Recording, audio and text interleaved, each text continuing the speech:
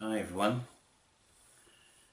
this is Matthew McKenzie, who owns a Caring Mind, a home net channel, and I'm presenting from London, England. As you can see, I'm in my robe because it's quite late at night, and I guess over in the States it's daylight. Basically, reason for Caring Mind's existence is to highlight the situation regarding those who are caring for someone close, or perhaps a friend or a neighbor, someone suffering mental health illness or mental health condition, because we can't always state that it's just a problem. That person still exists and they've always had their aspirations, dreams, ambitions, but unfortunately mental illness has become part of them, and it's just made things a bit more complex depending on the level of that illness. Now this video is a collaboration with Jessica, and it'd be good that if I can just point out to her YouTube channel. She's very knowledgeable. She's actually she uses perhaps a service, you could call her a caretaker, and I've gone through a number of her videos. Very knowledgeable, as I've mentioned before. Has many views that I actually agree with. Sorry, just having a bit of my tea.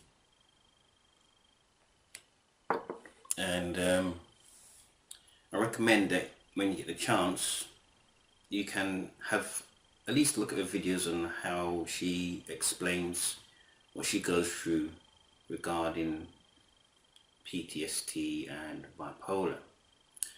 A bit about myself, as I've mentioned, I'm a carer, caring for someone very close. Been caring for over 15 years now, and still I'm caring. It's not been an easy journey. It's been sometimes a very difficult journey. It's been a lot of challenges, a lot of heartache sometimes, and I've had to learn quite a lot during my journey as a carer and accompanying my loved one, regarding her journey as someone who uses the services, or perhaps someone suffering from chronic mental health condition. Let's hear from Jessica. She will introduce herself by saying, I apologize if I was kind of all over the place, if I seemed really negative, but unfortunately you get to see what mania is like. You get to see what living with bipolar 1 is like. It's very hard. Like even now I'm just like bouncing around because I'm trying to reel it in. I'm trying to control it. So yeah, that's what today's video is about. I'm going to kind of try to collaborate with Caring Minds. And because I think he's a really awesome guy, very sweethearted, very calm when he talks, and I think it's really important to get kind of both sides of the story, because living with bipolar disorder is hard enough, but living with somebody who has bipolar disorder or some other mental illness and having to care for that person is just as hard. So here we go. All right, so about me.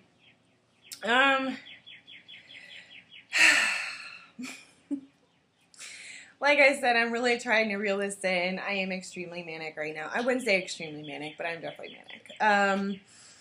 So I do go to therapy. Sometimes it's hard to get in. I don't necessarily get to do it every week because, you know, schedules conflict and everything else. I do try to do equine therapy, but that can kind of get expensive, especially because I'm not working right now and I'm trying to focus on school, which is extremely difficult when I'm manic. Okay, so bipolar 1. Manic episodes are not necessarily happy, happy, joy, joy, okay? Comes with irritation, very irritable sometimes, overly sensitive. You kind of take people's words and kind of start becoming paranoid about what people think of you. You kind of have this, it's like having your emotions heightened times 10, okay? And it's the same thing if you go into a depressive state. You have a flight of ideas, sometimes that grandiose type personality that I talked about yesterday, spending money recklessly, doing reckless things, getting involved in reckless relationships, and I have done that. Really, my bipolar disorder didn't really kind of come to head until about, I don't know, I was like 17. I was going through a lot of stuff. I think that's what kind of really pushed it over the edge. I have addressed this in a previous video. If you haven't watched it, it's called Monster Under My Bed. So you can kind of understand where a lot of things are kind of coming from and why I have PTSD. So we're going to kind of talk about both because I have nightmares, I get triggered really easily, and if I'm already in a manic mode, it just makes it worse, especially with the paranoia. Okay, I have had some kind of psychotic features before where I have extreme delusions. I'm not hallucinating, which is common sometimes when people are manic, but I have delusions where, I feel like the world's against me. Sometimes those psychotic features can actually make you lie and actually make you say things that aren't true. Again, delusions. Okay, that was really good to hear from Jessica's view on the problem of delusions. Not everyone who's suffering a mental health situation has delusions. Obviously, it's different depending on the mental health symptoms they have. As I said, there's so many mental health difficulties that could be, as she mentioned, it's PTSD for her, or bipolar. Others might have eating disorders, self-harm, chronic fatigue, postnatal depression, severe depression. It does go on, so it really varies. I want to move on to the difficulties of care, and I've probably mentioned a few bits before.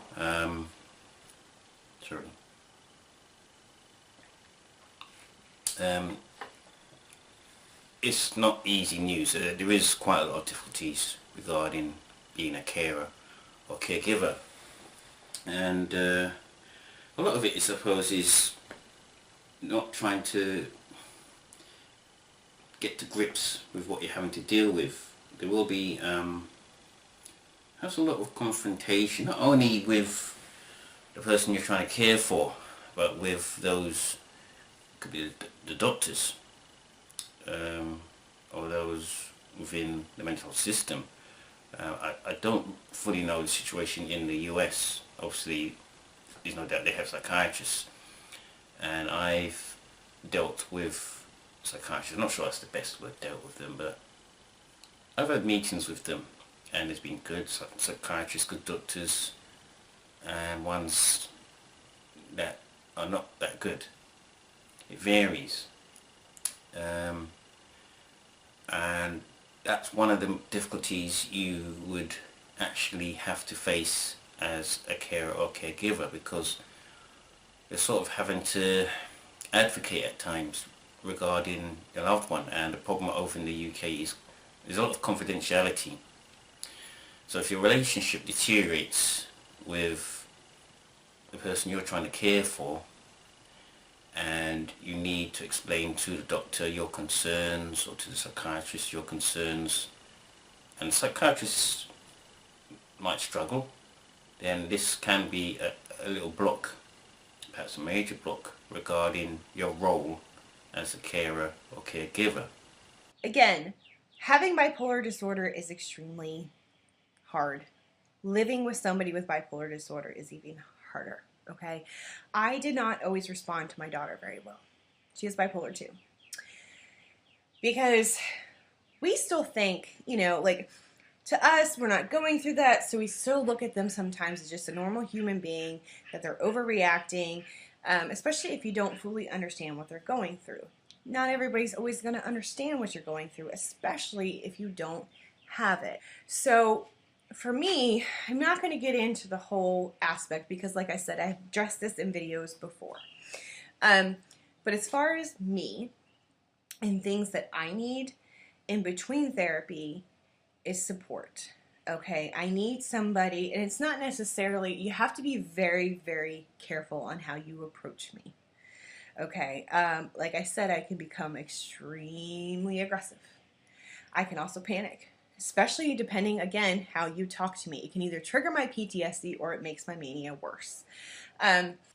Now, what I do as a carer basically is just being there.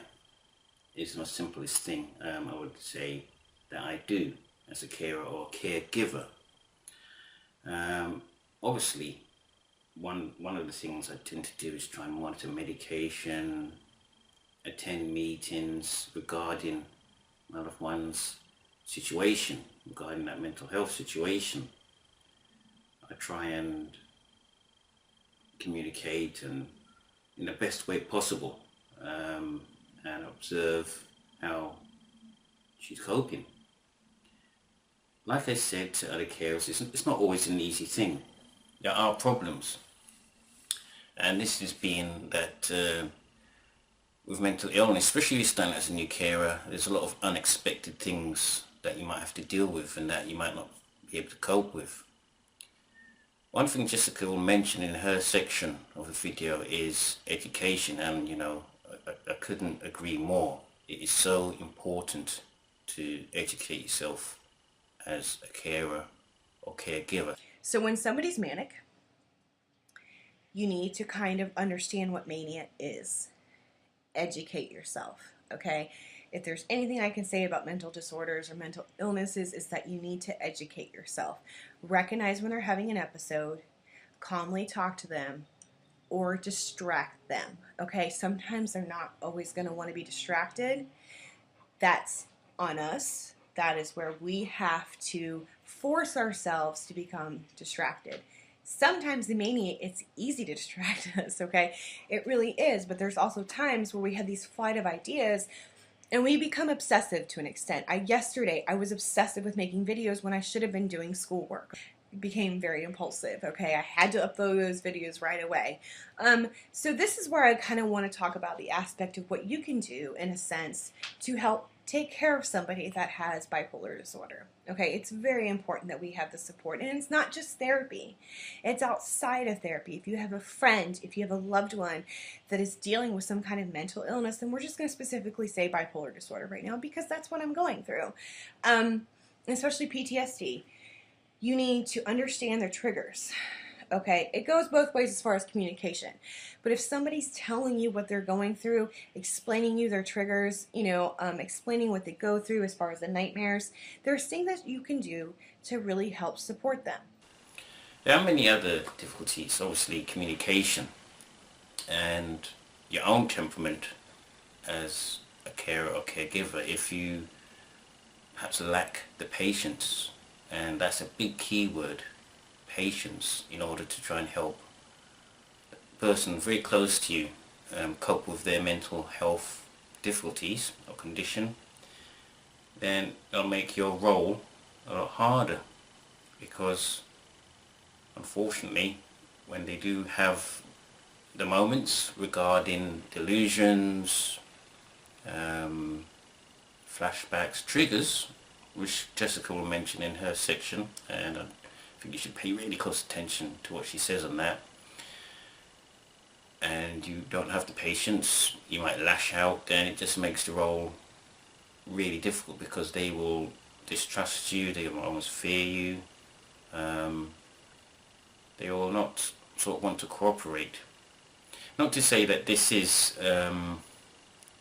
something that can't be fixed or recovered from, but it's something you have to watch out for. Let's hear Jessica's view on how she copes with living with bipolar and PTSD. Number one, and I'm going to talk about my PTSD.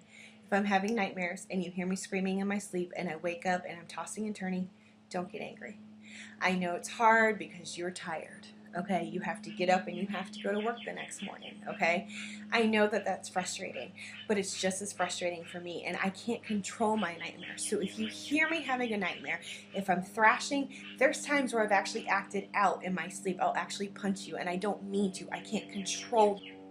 But there's things that you can do. Rub somebody's back, okay? Wake them up. Like, hey, babe, you're having a nightmare. What can I do? What can I do? Hold them, okay? Sometimes I want to push you away, but at the same time, all I want is for you just to hold me, okay? Because sometimes it just makes us feel secure. It lets us know that you are there for us, okay? Again, recognizing triggers. Don't talk to me in a certain way, especially if I'm already irritable, okay? Recognize that I'm kind of in a state where my mind is not where it needs to be, and either leave me alone. There's times where you just need to kind of separate yourself from me, especially if you're irritated yourself, because like I said, it's not easy. It's very frustrating living with somebody with a mental illness. Sometimes recognizing, hey, do you just, like I always say, I just need a timeout. I try to be really open and communicate, okay?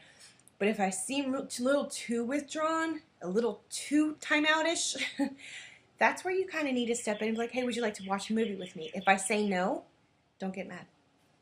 Okay, don't get mad. I'll eventually come in there because I'll feel like crap for saying no, okay? But don't get angry. It's very hard to do, but don't get angry. I know you're just as frustrated as I am. Okay, don't get angry. That was really good from what Jessica had to say. But another thing that I noticed when I was going through her section of the video, which I thought was really important, is how her views on how to support a caretaker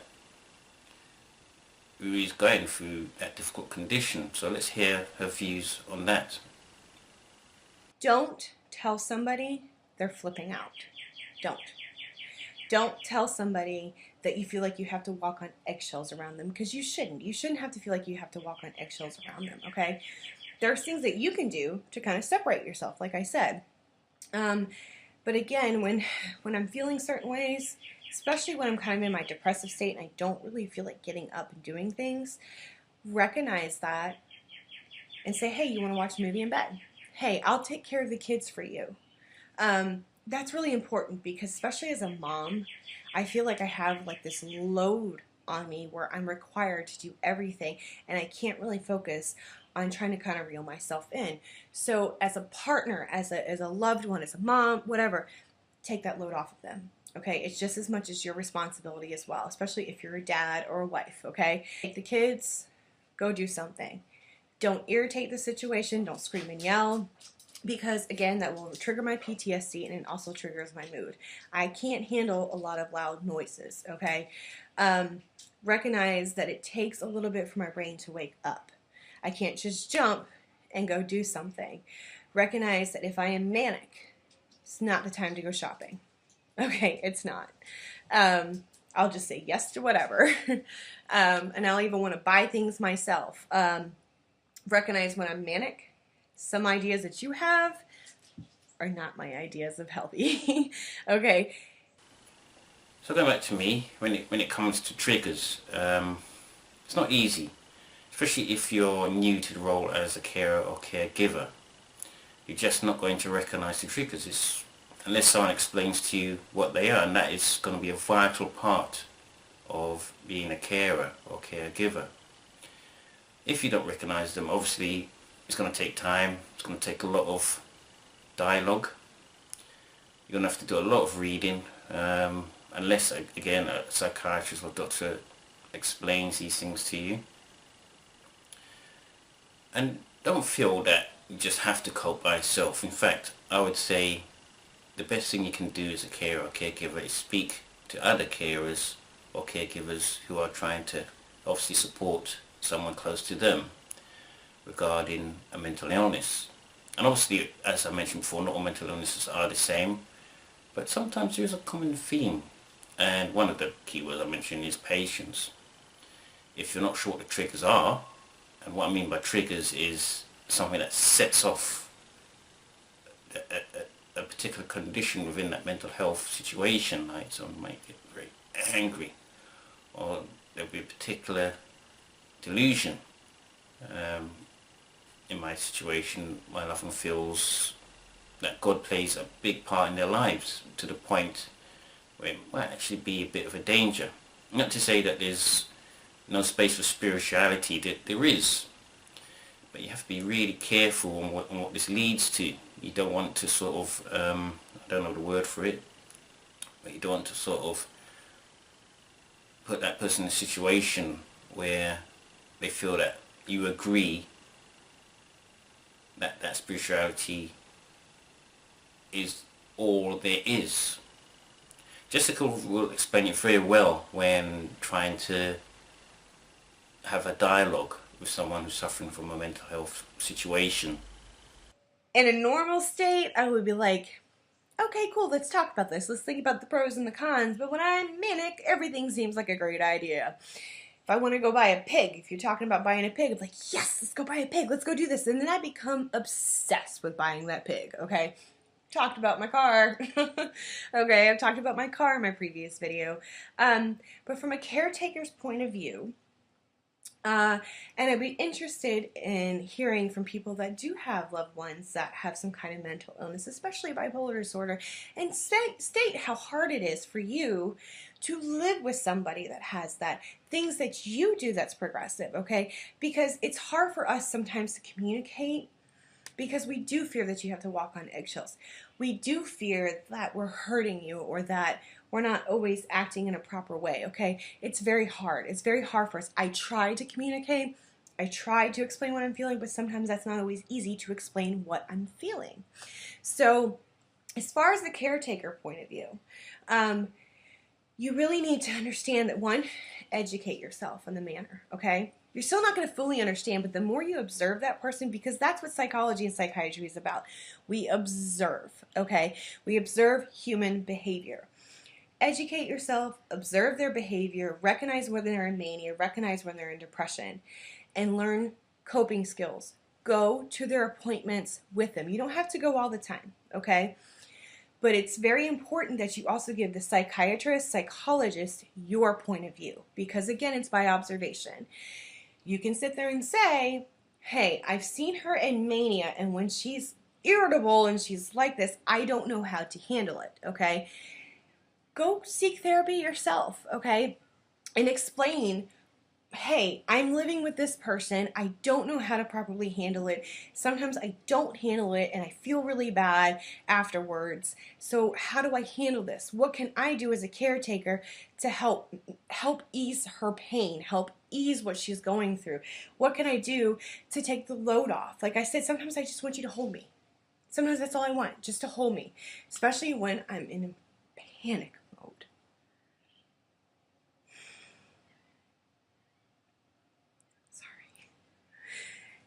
Panic modes are very hard for me, okay? They are. I blow up over the dumbest crap. I will challenge you. I won't back down. Again, that's PTSD and bipolar disorder, okay? I blow up over the dumbest crap. And again, pay particular attention to what she says about when you're having dialogue with someone suffering from mental illness. There's other forms of triggers. It doesn't always have to be things where it's within the communication. There can be triggers that are physical. Hence, picking up a particular object a person might be feeling possessive about. A good example with myself is my loved one's television. Because of the form of psychosis, unfortunately they love the TV because it's a way of a coping mechanism, not the best.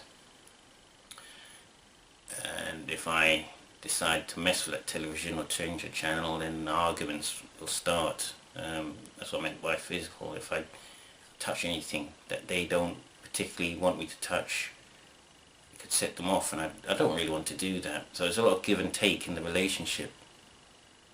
But anyway, let's hear what Jessica says about other warnings and what not to do as a carer. Don't hold their past against them. Don't bring up the past. And this goes both ways. Don't bring up the past. Past is the past for a reason. You got to move forward. Okay? Don't take advice from people that have no idea what you're talking about. Don't. And just because they might have somebody with bipolar disorder doesn't necessarily mean it's the same things that I'm going through. When I'm panicking, the best thing you can do is leave me the hell alone. And I'm sorry for cursing, I really am, but that's the only way I can explain it.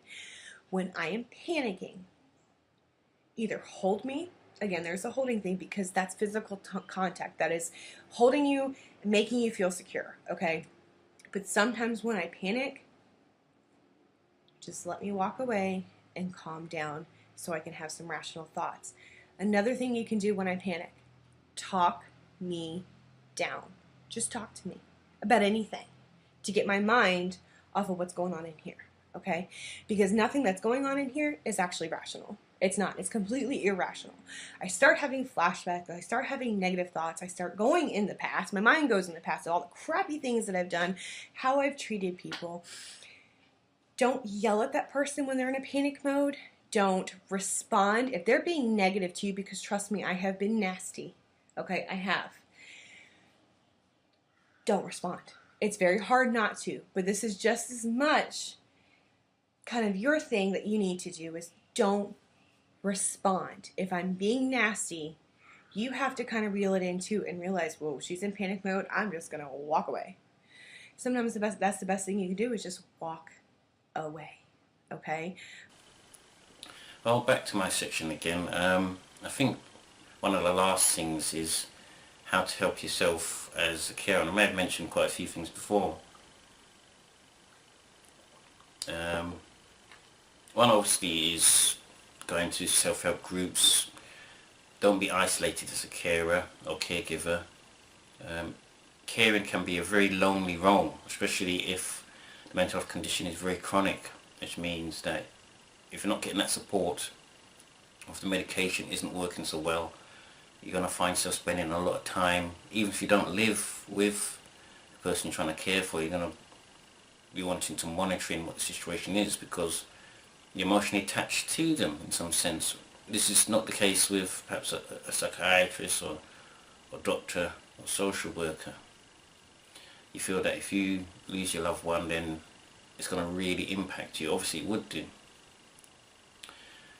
Over in the UK, it's important to get yourself a care plan. Usually they're provided by those who obviously run the services, and that at least gives you an idea of what the future might have in store for yourself, and you can discuss that with who's given you the carer's assessment. It's also important to perhaps have a joint carer's assessment or joint care plan with the person you're caring for, so that way they can recognise your needs as well and you can recognise their needs. In fact, I would say sometimes that might be the best thing. It's not all the time because there might be a lot of sensitive issues that might crop up. As I said, I don't really know the situation over in the States. They might have something similar regarding a caregiver's assessment on what they need regarding in support. And sometimes it's not always about support. Sometimes it's about the consultant, psychiatrist or the doctor knowing what the carer is going through, so they have a record if the carer's situation or the caregiver's situation is very difficult and they're in dire need of assistance and support or education or any type of help in some sense, whether the doctor or the psychiatrist or the therapist can at least talk to them and say, look, would you perhaps like some talking therapy, or can we refer you to a particular service, a carers group, classes to learn about what you're trying to support regarding your loved one or the person you're trying to support suffering a mental health condition. Things like that. So yeah, I'd be interested, and like I said, I really want to work with Caring Minds and his perspective on things that he does, things that he's learned.